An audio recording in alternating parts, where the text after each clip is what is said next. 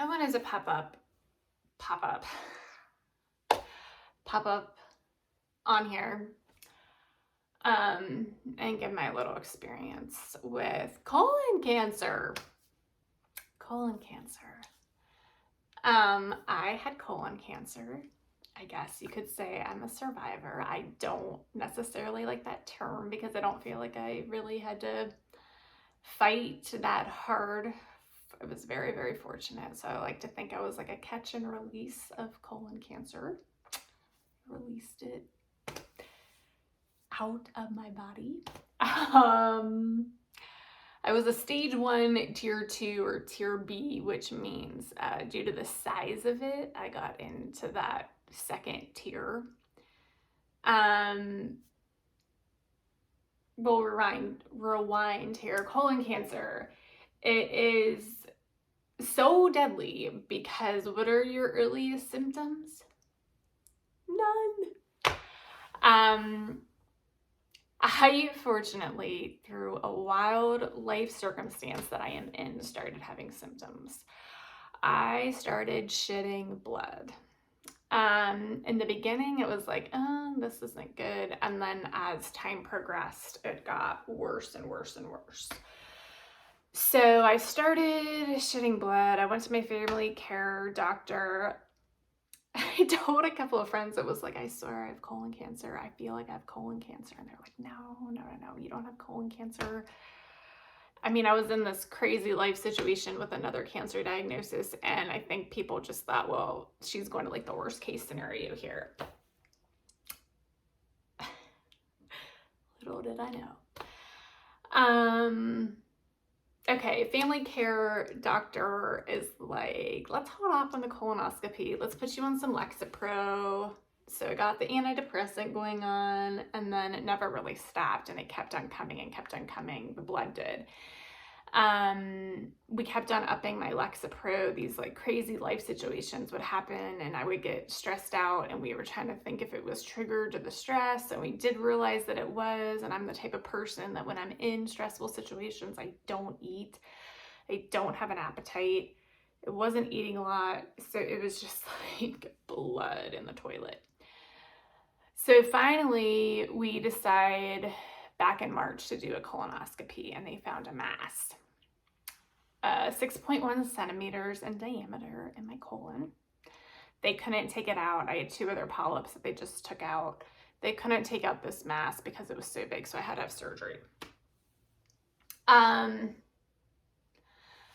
When the surgery took it out, and then they did pathology, and they found cancer there.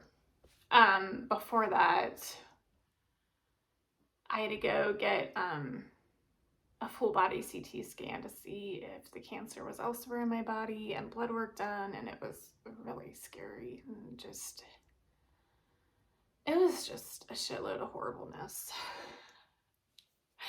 So before the blood, I had symptoms that I never suspected would be symptoms of having polyps growing.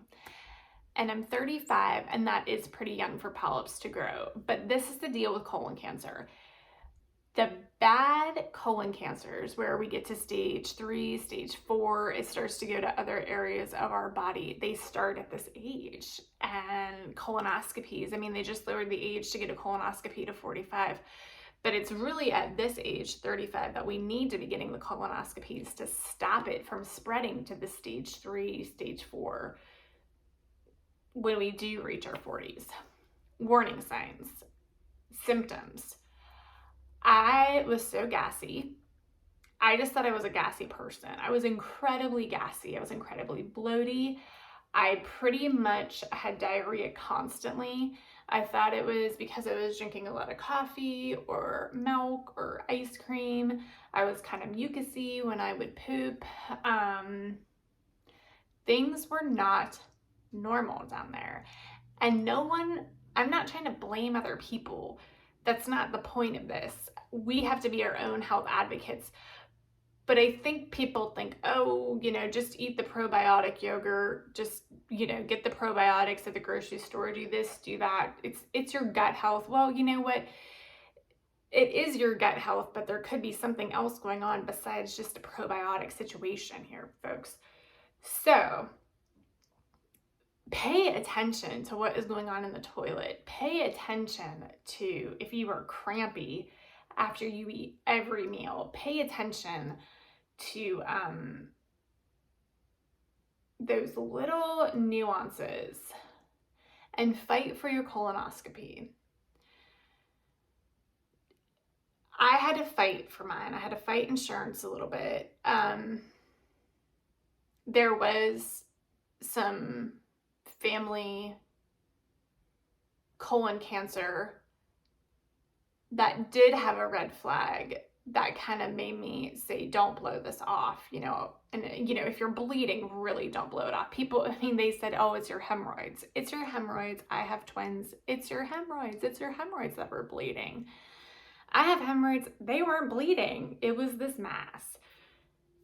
If you get a colonoscopy, then you know you are in the clear, or you know what, I have polyps and I need to get my polyps taken out, because 80% of colon cancer comes from a polyp that has just sat in there too long, and so it starts to become cancerous and it grows.